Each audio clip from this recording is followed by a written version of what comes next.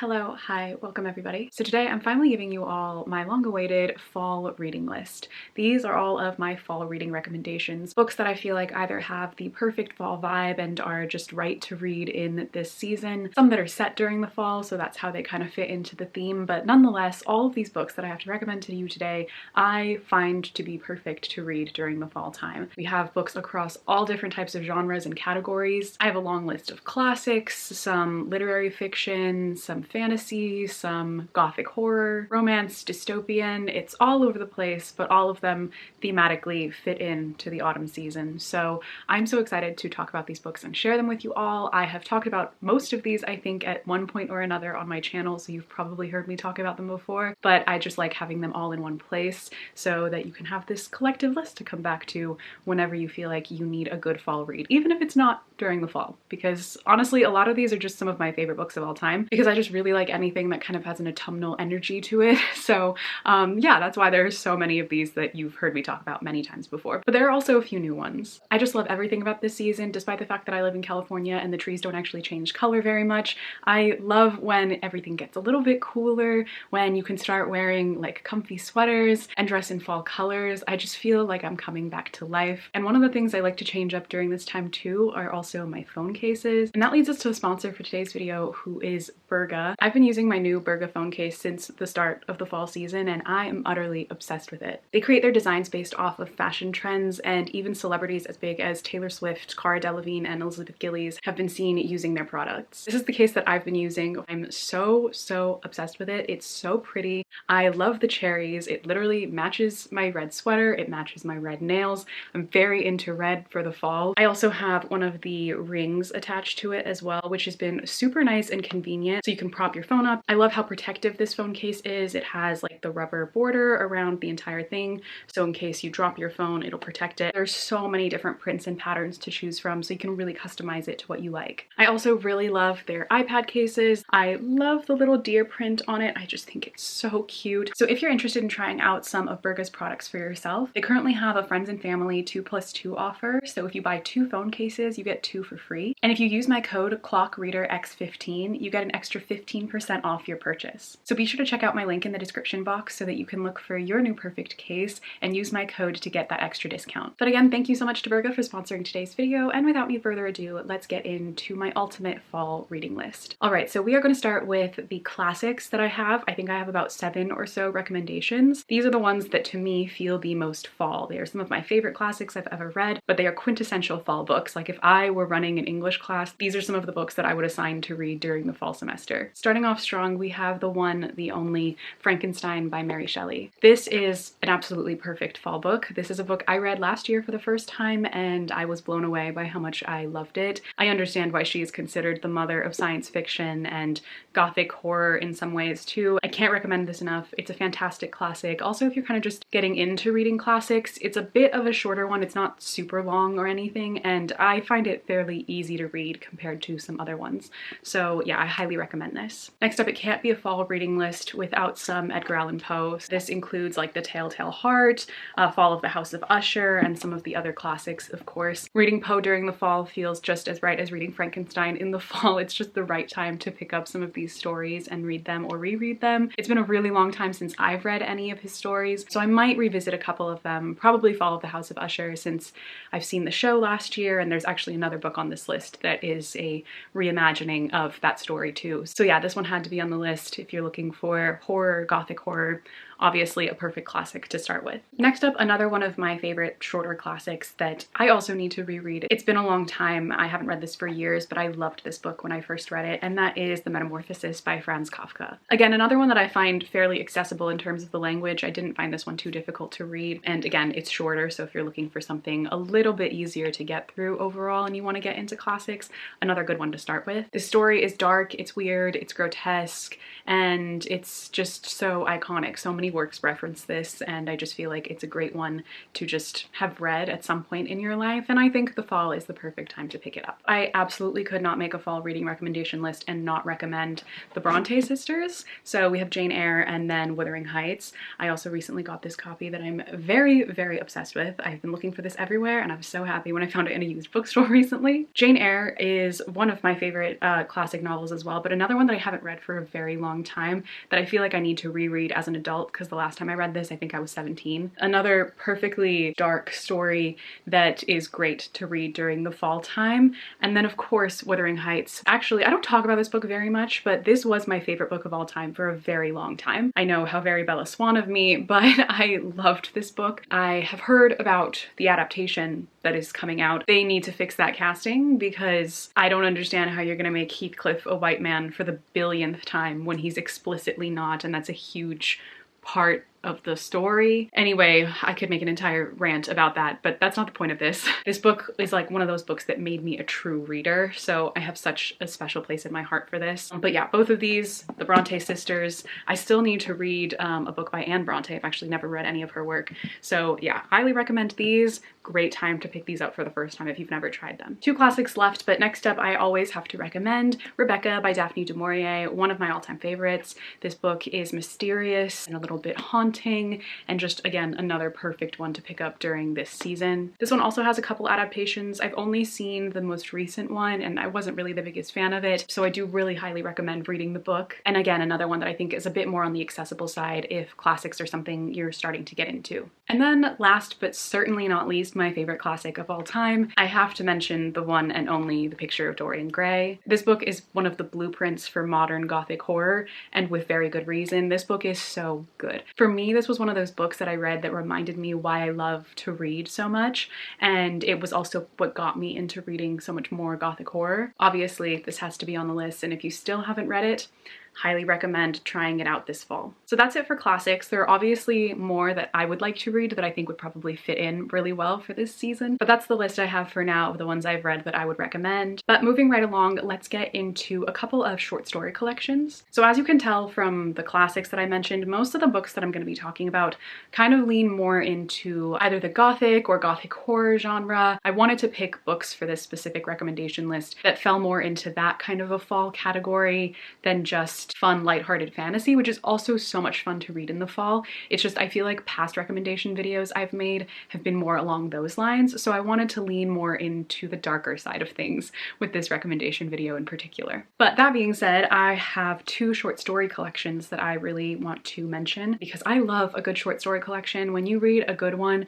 it really just hits. And I read one recently that I really loved, and that is Ghost Roots. This was on my fall TBR that I made for myself of the books I mentioned I want to read, and I finally read this and I really, really loved it. There are 12 stories in here, and out of the 12, I liked pretty much every single one. There were a couple that I just didn't particularly care for as much as the others, but there were, I think, 3 that I really loved. Starting with the first story, actually, Manifest. I really liked this one. I thought this was a very fascinating story. It had me hooked right at the start. Next, there was Contributions, which is a very, very short story. It's actually just a couple of pages, but I also really enjoyed that one. Then my favorite story in the entire collection, which is the reason I actually bought this collection, The Hollow. I love anything that's about a house that is personified. Whenever we personify a building or a house in particular and make the house a character in the story, that is one of my favorite motifs ever. So I was so into this one. This is my favorite one for sure. Lastly, I loved the very last story, Masquerade Season.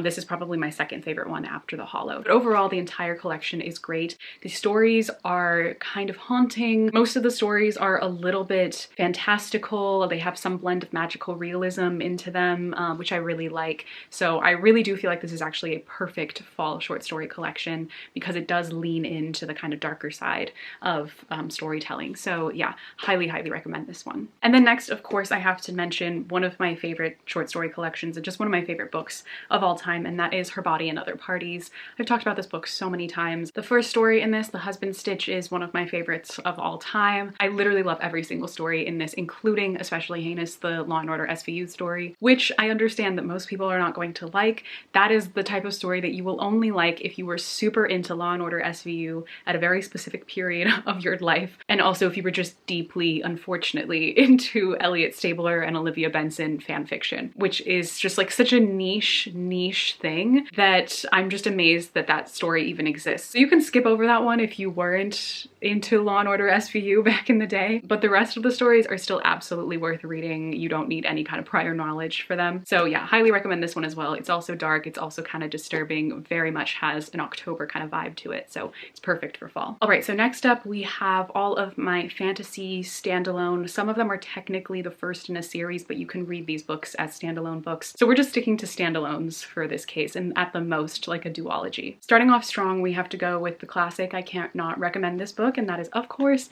The Night Circus by Erin Morgenstern. And I am using the Halloween edition. That is what I believe this out of print edition is called. You all know this is one of my favorite books of all time, if not still my favorite book of all time. It is so hard for me to say that. I can never decide, but it's on the list of the Clockwork reader reading list, the books that I consider my all-time favorites.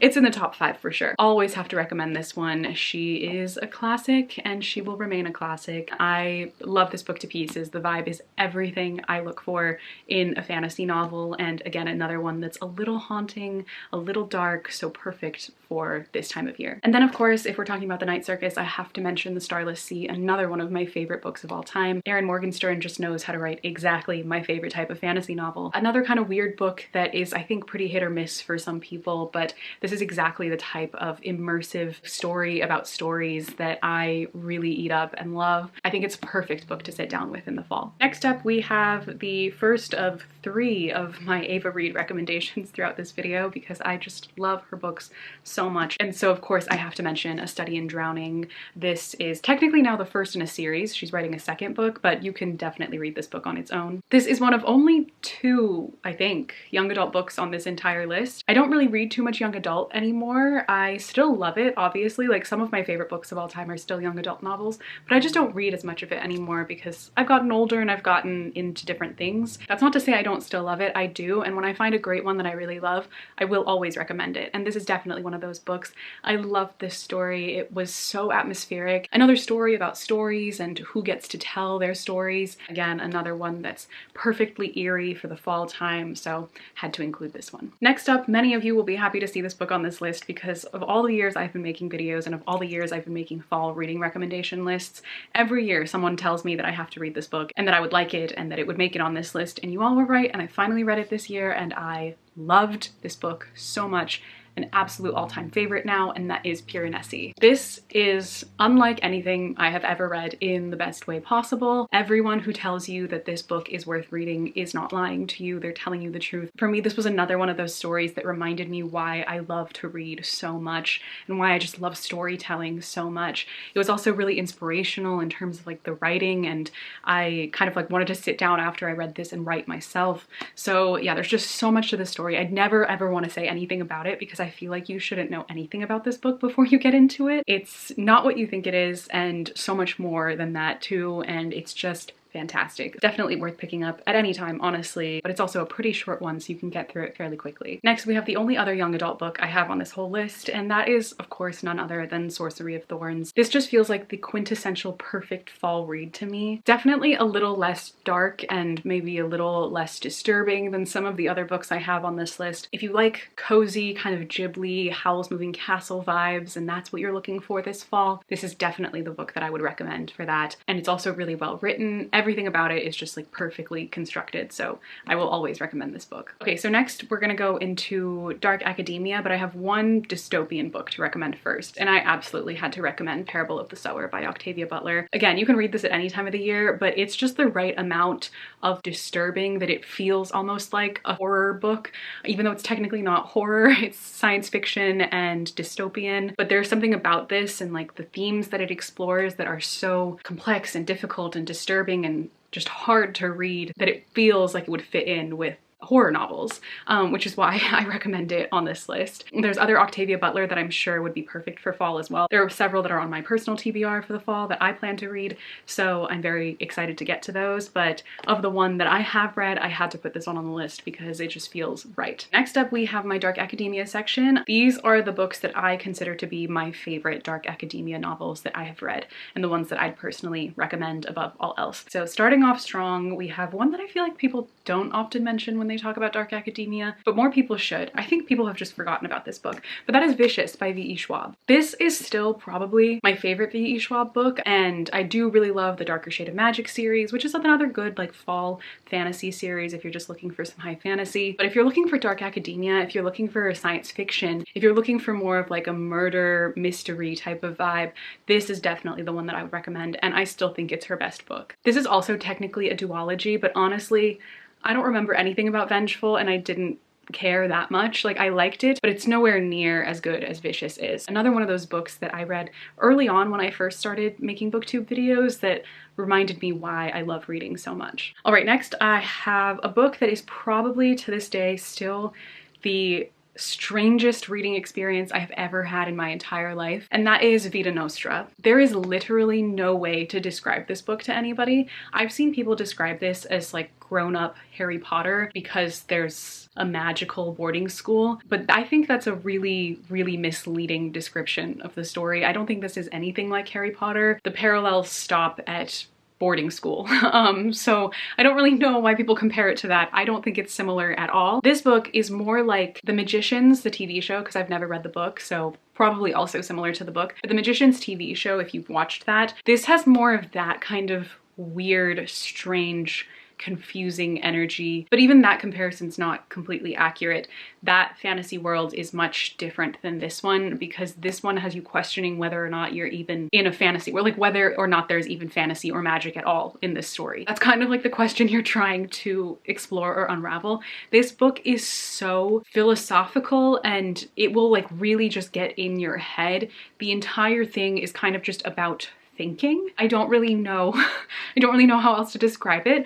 I don't want to say too much about it because you shouldn't really know much going in, because it's just so strange. You know when people say that like a book altered their brain chemistry? This is the only one I've read that I think like actually altered my brain chemistry. As I was reading it, I had to think in a way that I've never thought before. So yeah, it's genuinely like no other way to describe it other than like a mindfuck, but in the best way possible. So highly recommend. Super dark, super strange and weird, but so worth reading. I promise you've never read anything like this before. Okay, next up we have what I would consider in my top 5 favorite books of all time, and that is of course If We Were Villains by M.L. Rio. Everyone has heard of this book. Everyone's probably read it by now, but even if you have, honestly, time for a reread. I'm all for rereading. I think rereading books is so beneficial and just so worth your time, and I need to get back into doing it more because it's been so long since I've sat down and reread some of my favorites. The story in here is fantastic. The Shakespeare references are great for someone who liked Shakespeare. If you were a theater kid, you'll eat this up. Everything about it is just so good.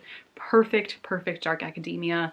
It's such a good book. You have to read it if you haven't already. And then lastly, for my dark academia section, we have, of course, none other than Babble by R.F. Kuang. I will say that as time has gone on, I do like this book a little bit less than I did the first time that I read it. I think my reaction the first time I read it was just so emotional because this book really touched me in a personal way that I wasn't expecting whatsoever. And more objectively, if I look at the book as a whole, I don't love it as much as I did when I first read it. But that's not to say that I don't love it, and that's not to say that I think it's not worth reading or that I don't think it's good. I still think it's an amazing book. It's just, I'm not gonna sob every time I read it, I think. But this to me is a perfect dark academia book in the sense that it actually explores the themes that dark academia is meant to explore. We explore the impacts of imperialism and colonialism and how those have such an influence on academic institutions and how they function today and how they treat students and what their purpose is at all, which I think is exactly what dark academia is meant to do. And for that, I do deeply love this book. So yeah, absolutely worth reading in the fall. It's perfect for back to school season, or maybe if you're considering going to grad school. This will probably convince you not to. Okay, and the next up I have a short little kind of romance section, which I just felt like I had to include. And starting off, I have a book that I've heard very few people mention, and that is A Dreadful Splendor. This is a Gothic murder mystery novel that is also a romance novel. The romance isn't the main component of this story, so I hesitate calling it just a romance, but it is a big component of the story. It's really fun. It's kind of like a Clue situation where you're trying to figure out who the murderer is, why this person was murdered, and unravel and solve the mystery. But there's also romance going on during that time as well. There are ghosts and like kind of supernatural things going on, and you're questioning whether or not they're real. So because of that, I think it's a perfect fall read. And then lastly, of course, I have to recommend another one of my favorite books ever, and that is The Secret Society of Irregular Witches. This is much more classically a romance novel than A Dreadful Splendor is. However, it also has like a magical component to it. The main character is a witch, and she is teaching these 3 young witches how to use their powers. So we have that kind of like witchy fall Halloween element to it, but we also still have a beautiful romance going on as well. If you're more into the hocus pocus vibe of Halloween and fall, and you're not looking for something particularly scary or disturbing or haunting in that way, this is definitely one of the books I'd recommend. It's far less creepy and just more of like a witchy fun fall vibe. Okay, and then lastly, we have a pretty decently large chunk of books that are all just kind of Gothic horror or Gothic novels. Like I mentioned with some of the other books, they also fit into those categories, but these are more kind of classically Gothic novels or Gothic horror novels. So starting off, we're going to talk about a few vampire novels. First and foremost, I have to mention Interview with the Vampire. As you all know, I love this show. This show has changed my life forever. It is my favorite thing I think I've ever seen. I have watched the movie, I watched it years and years ago, and I really loved the movie as well for very different reasons. But then of course we have the book, which I read this year for the first time because I was like, it's finally time. I like the show too much, I'm too into this, I need more. And I really enjoyed my time reading this book, way more than I thought I would. It is much more similar to the movie in my opinion than it is to the show, but that's not to say that I didn't enjoy it. I really did. It's dated for sure. It's got some like weird things going on in there, but you know, Anne Rice had some weird things going on in her mind. So I'm really curious to know where the rest of this series goes. I will be reading the other ones. I am in the middle of the second book right now, but the first one stands on its own, which is why I'm recommending it. I just think it's a perfect vampire novel. Like, it's a perfect Gothic novel. I understand why so much modern vampire media is heavily inspired by Interview with the Vampire. So it just feels kind of like foundational reading, just so that you can understand its influence on so much of the genre. The next vampire novel I have to recommend is, of course, A Dowry of Blood. This is the story of Dracula from the perspective of Dracula's wives. I still haven't read Dracula. I really, really need to. That's on my list to read this year as well, so hopefully I get around to it. But I did really, really love this nonetheless. It's dark, it's twisted, it's seductive and romantic. It's everything you're looking for in good vampire fiction. So highly, highly recommend this one. Again, also perfect for October. And then lastly on my vampire list, we have what I consider, at least for now, still my favorite vampire novel I have ever read, and that is Woman Eating. This is more like literary fiction, but the main character is a vampire and she is trying to figure out how to exist in this world while being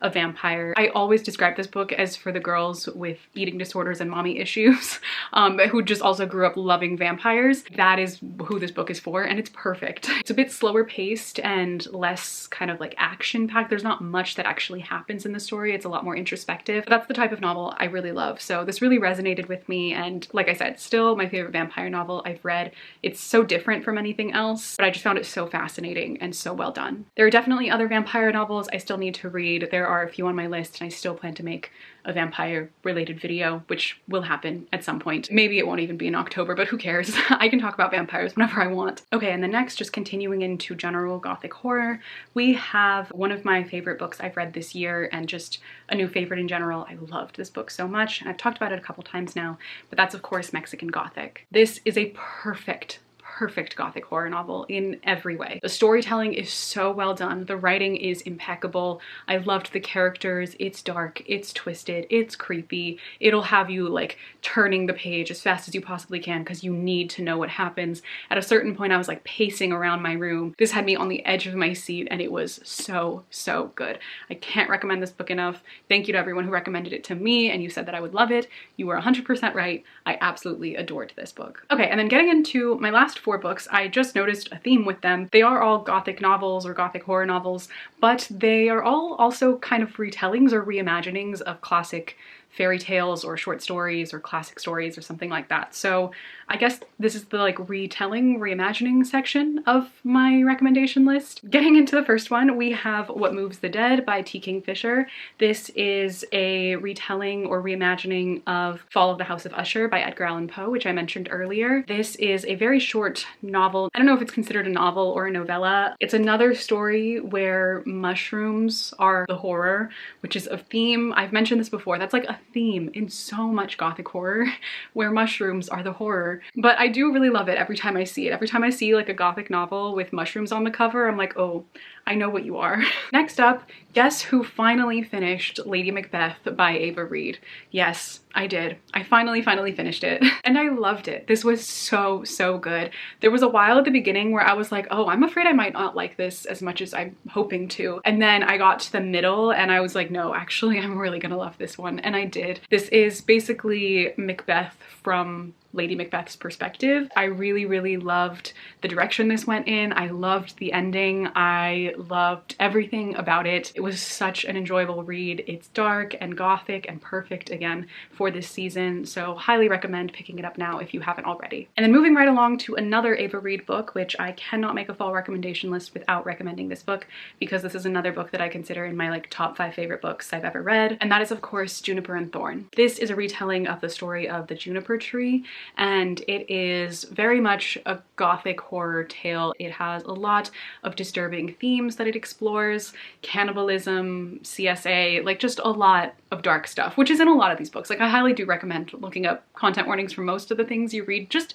as a general practice. I think that's a good thing to do. You can probably see some of the pages that I've marked in there. I still think about this book all the time, and I read it at least 2 years ago at this point. This is also one of the books, along with Dorian Gray, that really got me into this genre of Gothic horror and Gothic fiction. I truly loved this. Another one that reminded me how much I just love stories and how much I love reading. If you're really into like the grim fairy tales or something like that and you want modernized versions of them, I highly recommend checking this book out. It's so good and also very different from anything you've probably read. And then last but not least, we have the book that I just finished reading that was also on my fall TBR that I really loved, another T. Kingfisher book, and that is A Sorceress Comes to Call. This is a retelling of The Goose Girl, the grim fairy tale, and for a while I was like, oh, this isn't gonna be like all that dark or all that like eerie or creepy for fall, but it is. It definitely is. This is actually probably my favorite T. Kingfisher book I've read so far. I've read 3 of their novels, including Nettle and Bone, and then also What Moves the Dead, and this one now makes 3 that I've read, and this one is my favorite one so far. So I really enjoyed this. A perfect fall fantasy retelling. I apparently really like the grim fairy tale retellings. I didn't really know that was a thing I was into, but it's apparently something I'm very into. So if there are any others that you recommend for me to read, preferably the ones that are on the darker, creepier side, I would very much appreciate that. But yeah, again, highly recommend this one as well. It was a very enjoyable read. But there you all have it. That is it for my fall reading recommendations. Let me know in the comments down below if you have read any of the books that I mentioned in this video and what your thoughts are on any of them. Hopefully you were able to find a few books to add to your fall TBR this year, and hopefully you end up reading them and loving them. But that is it for this video. If you would like to follow me on any of my social media, all of my links are in the description box as always. But thank you all so much for watching this video. I hope you enjoyed, and I will see you in my next video. Bye!